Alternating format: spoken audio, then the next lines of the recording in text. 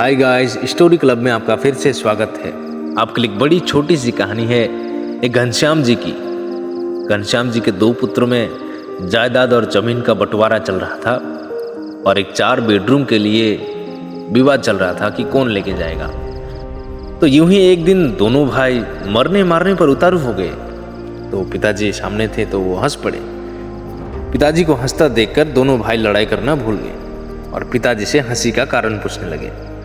फिर उनके पिताजी घनश्याम जी ने कहा कि इस छोटे से जमीन के टुकड़े के लिए इतना लड़ रहे हो, छोड़ो इसे, आओ मेरे साथ एक अनमोल खजाना दिखाता हूँ। ये कहकर घनश्याम जी और दोनों पुत्र पवन और मदन उनके साथ रवाना हुए। उसके पिताजी ने कहा कि देखो, यदि तुम आपस में लड़ोगे तो फिर मैं तुम्हें उस खजाने तक नहीं लेकर आऊँगा, आधे रास्ते से लौट कर आ जाऊँगा। अब दोनों पुत्रों ने खजाने के चक्कर में एक समझौता किया कि चाहे कुछ भी हो जाए पर हम लड़ेंगे नहीं, प्रेम से यात्रा पे चलेंगे।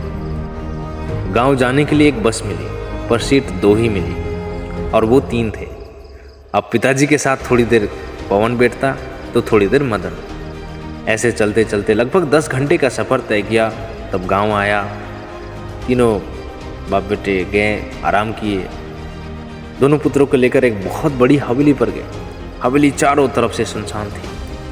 घनश्याम जी ने देखा कि हवेली में जगह जगह कबूतरों ने अपना घोंसला बना रखा है। तो घनश्याम वहीं बैठकर रोने लगे। फिर उसको पुत्र ने पूछा कि पिताजी, आप रो क्यों रहे हैं? रोते हुए उस वृद्ध पिता ने कहा कि जरा ध्यान से देखो इस घर को, जरा याद करो वो बचपन जो तुमने यहाँ बिताए थे। तुम्हें याद है बच्चों, इसी हवेली के लिए मैंने अपने बड़े भाई से बहुत लड़ाई की थी। ये हवेली तो मुझे मिल गई पर मैंने उस भाई को हमेशा के लिए खो दिया, क्योंकि वो दूर देश में जाकर बस गया और फिर वक्त बदला, एक दिन हमें भी ये हवेली छोड़कर जाना पड़ा।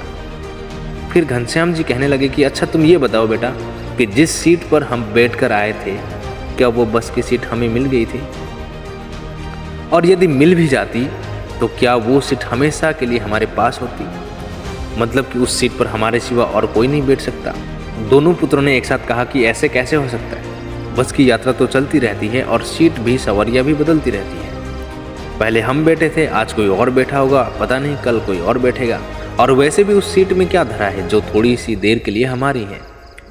ये सुनने के बाद पिताजी घनश्याम पहले हंसे और फिर आंखों में आंसू भरकर बोले, देखो यही तो मैं तुम्हें समझा रहा हूँ कि जो थोड़ी देर के लिए जो तुम्हारा है, तुमसे पहले उसका मालिक कोई और था। थोड़ी सी देर के लिए तुम हो, थोड़ी देर बाद कोई और हो जाएगा।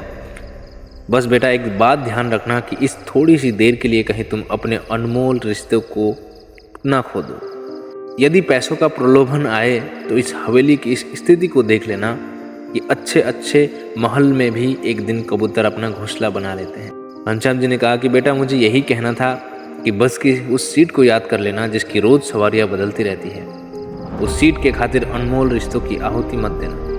जिस तरह से बस की यात्रा में तालमेल बिठाया था, बस वैसा ही जीवन की यात्रा में भी तालमेल बिठाते रहना। दोनों पुत्र पिताजी का अभिप्राय समझ गए और पिताजी के चरणों में आकर गिरने लगे और रोने लगे। दोस्तों कहानी बहुत छोटी सी है, लेकिन इसका सार है, इसका अर्थ है कि जो कुछ भी ऐश्वर्य धन संपदा हमारे पास है, वो सब कुछ बस थोड़ी देर के लिए ही है। थोड़ी देर में यात्री भी बदल जाते हैं और मालिक भी। रिश्ते बड़े अनमोल होते हैं। छोटे से ऐश्वर्य धन या संपदा के चक्कर में कहीं किसी अनमोल रिश्तों को आप ना खो दें। कहानी कैसी लगी हमें कमेंट पर ज़रूर बताना। चैनल पर नया है तो सब्सक्राइब जरूर कर देना। फिर से मिलेंगे एक नई कहानी के साथ। तब तक के लिए स्टोरी क्लब में आपका फिर से स्वागत रहेगा।